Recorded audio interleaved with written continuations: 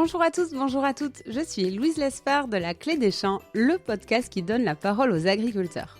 Aujourd'hui, j'ai le grand plaisir de me rendre en Bourgogne, au sud de Dijon, pour rencontrer Damien Beaumont, producteur de graines de moutarde de Dijon. Pour vous donner l'eau à la bouche, je vous propose d'écouter un court extrait de l'épisode qui sortira dès demain à 8h. Bonne écoute. Alors, la particularité de la moutarde, c'est que avant de semer, on sait déjà le prix qu'on va être payé de la récolte. Okay. Ça, c'était un travail qui a toujours été fait et une volonté qui a toujours été faite. Et ça, je trouve très bien. Au moins, on sait où on va. D'accord. C'est-à-dire qu'avant de semer, vous négociez avec les industriels le prix à laquelle ils vont avec prendre les la production. industriels, on a un cost model. Ça veut dire qu'on a un modèle de prix qui a été établi par rapport à des prix de Matif Colza. C'était des rapports parce qu'aujourd'hui, quand on a voulu lancer un petit peu la culture de la moutarde, c'était les gens soit ils faisaient du colza, soit ils faisaient de la moutarde. Donc on a fait un petit peu une calcul des différences des charges des deux cultures. Et par rapport à ça, il y avait tout un calcul, mais qui évolue un petit peu. Et ce qui fait que, voilà, on négocie avec chaque industriel le prix d'achat. On leur dit, voilà, pour nous, ce serait ce prix-là par rapport à nos coûts de production aussi, un petit peu. Voilà, c'est de la négociation. Après, en général, ils acceptent un peu. On est toujours dans une base de prix qui est acceptable. Et du coup, suite à ça, donc, ils nous valident les tonnages qu'ils veulent. Donc ça, on essaye de faire ça un petit peu fin mai. Voilà. Mm-hmm. Et ce qu'on veut, c'est qu'arriver juste avant moisson, donc fin juin, qu'on ait un petit peu la commande des industriels.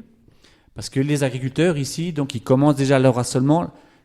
Une fois que la récolte arrive au mois de juillet comme ça, ils commencent à penser qu'est-ce qu'ils vont ressemer. Donc ouais, ce qu'on veut absolument, c'est voilà, avant début juillet, avoir les quotas, quoi, les quotas, la demande de production industrielle, qu'on puisse mettre les surfaces en face.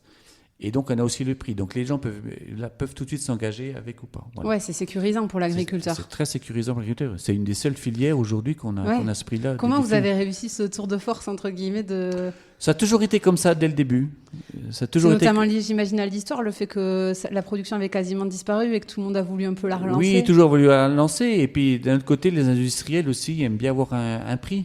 Alors, certes, certaines années, on a pu être décalé du prix parce qu'il suffit que les matières premières flambent et puis on aurait pu se dire, effectivement, là, on est perdant parce qu'on a négocié le prix bien avant. Mais il y a des années, c'est l'inverse. Ouais.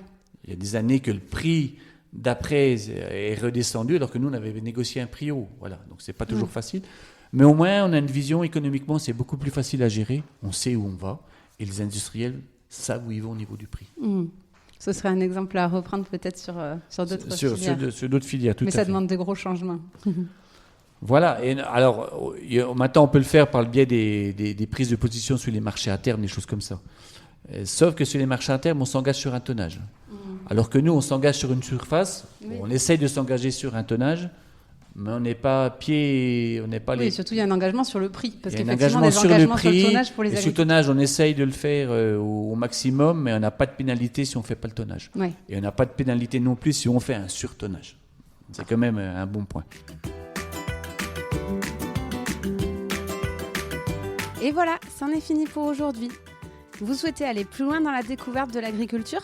Si vous êtes dans une entreprise qui travaille au contact du monde agricole, sachez que La Clé des Champs propose des formations à cet effet. Plus d'informations et inscriptions sur www.laclédeschamps-podcast.fr. Et avant de partir, dernière chose, si le podcast vous plaît, n'hésitez pas à lui mettre une note 5 étoiles ou à en parler autour de vous. Ça m'aide énormément à faire connaître le podcast. Merci beaucoup et je vous dis à très très vite.